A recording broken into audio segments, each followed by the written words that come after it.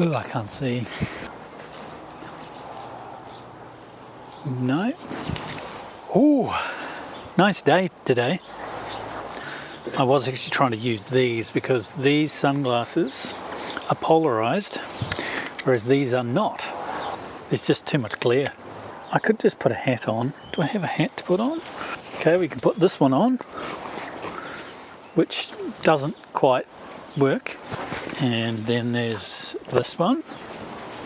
Oh, this one's better. How are we doing? We're good? We're good? Yeah, we're good. Okay. Feels like I should have done something else. Recording.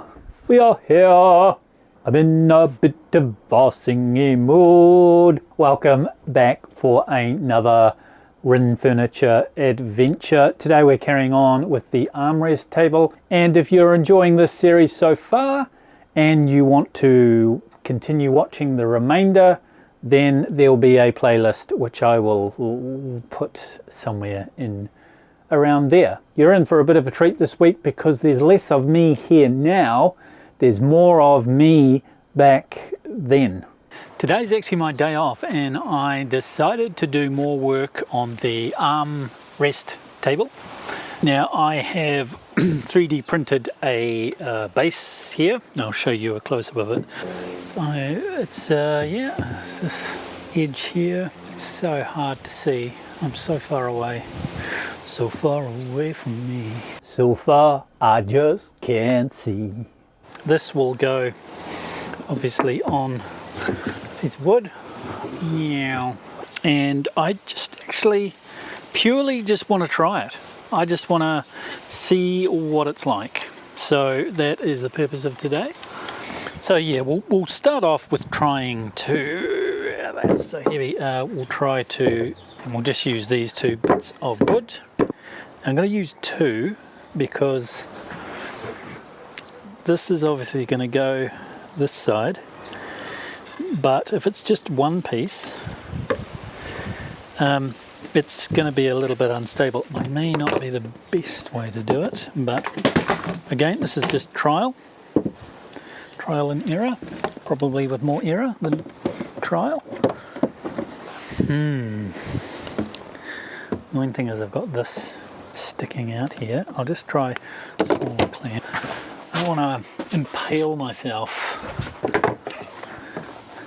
Okay, that's good.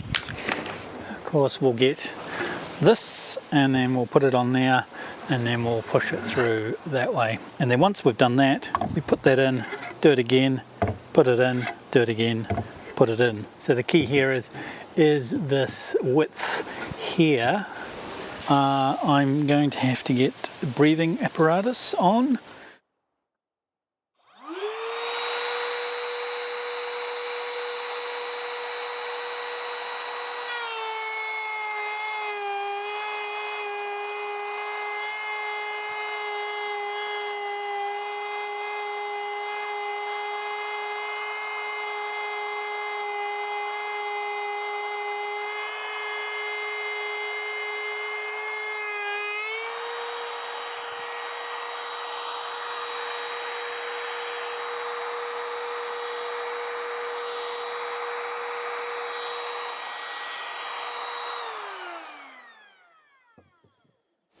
Well, that did not work.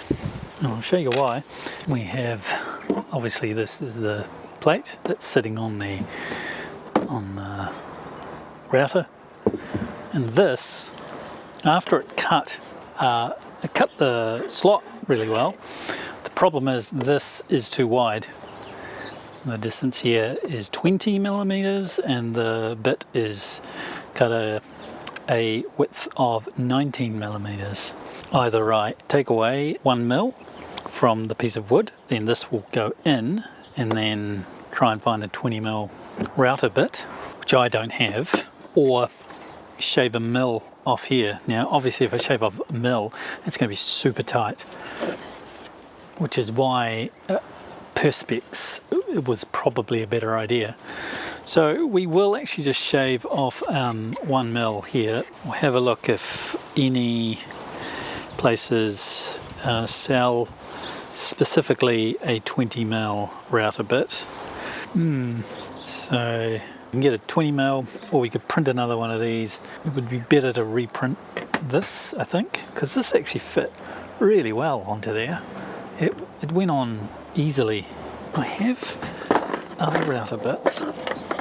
Oh, that's 19, and what is this? 18. Well, there's your problem. I've got the wrong bit in there. That's a start. Okay, that's the wrong bit. So I've got an 18mm, 18, and that's actually the 19 in there. I've got another somewhere, but we'll take this one. Oops, we'll take this one out. This is one of the ones that I cleaned the other day. This is the 18mm, and you could probably see here that each of the cutting faces, there's one little bit here and then one little bit on the other side. So that means as it's spinning around there, that part there, that corner bit is the only bit that's cutting. And then of course the same on the other side. It has to do basically 180 degrees each side to be able to clear all of the wood, which is a little bit inefficient, whereas this one here is not like that. It has two like flutes on it. So I wonder if this is better at cutting. Maybe it's actually the reverse. Maybe this one here is better at cutting with the two flutes. Definitely don't want to go and get another bit today. And because this is PLA, which is a type of, I think they call it a thermoplastic. It's from a 3D printer. It's got an infill here, and I can't really bear down on these screws too much because I'll just crack it.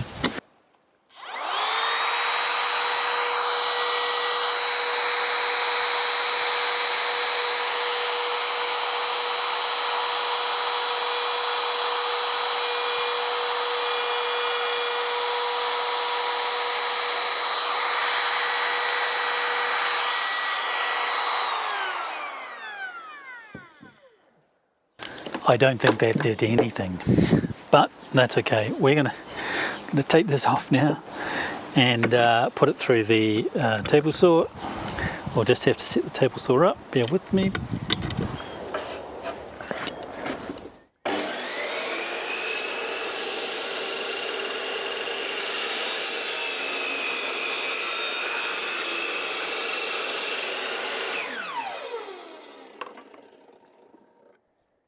I spend a bit of time just trying to get it right, cutting it a little bit and then testing it against the pieces of wood that I've got there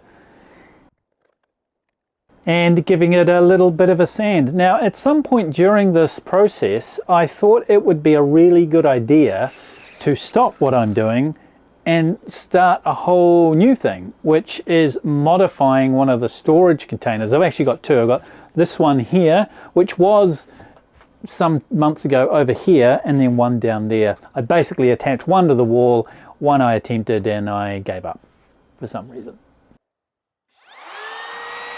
And once I've finished that, I jump right back into testing the router base. That doesn't sound healthy at all.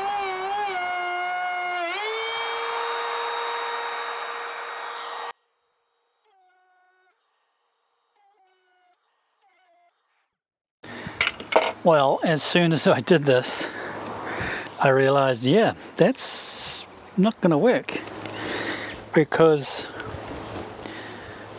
well, we'll show you why.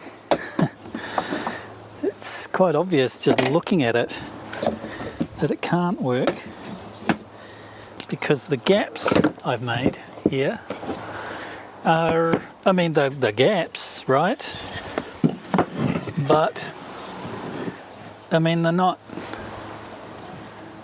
it's like what they can't go in. They can't, they've got to, you know, they've got to be able to go in somehow. This is simply not going to work. The distance between here and here is, did I just completely screw this up? Did I make it like 40? Because I'm looking at it now going, no, there's no way that's right. there's no way that this is in the right place. So this is one of the reasons why, oh, I don't even have my, oh, maybe I did. So this is one of the reasons why, you know, I do tests to figure out, hey man, this is not going to go together.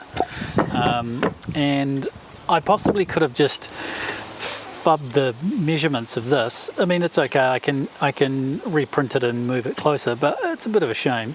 Yeah, real shame. Obviously it was a print that I couldn't move, adjust or anything, but I could reprint it with the right distances. No. What I ended up doing is completely modifying the whole thing, which you'll see. It's basically adjustable, and it's got little adjustable things here. But of course that happened the following day. G'day. Oh, a little bit tired today, but always tired. Standing in the doorway waiting for nothing. So bright. There you go, feel better now. Good afternoon. Okay, we're on day whichever. We are now going to try the second version of the jig.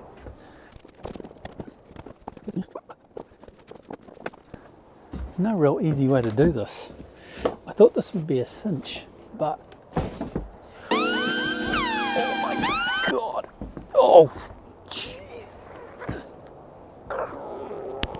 My finger. Oh, that hurt. That hurt like I wouldn't believe.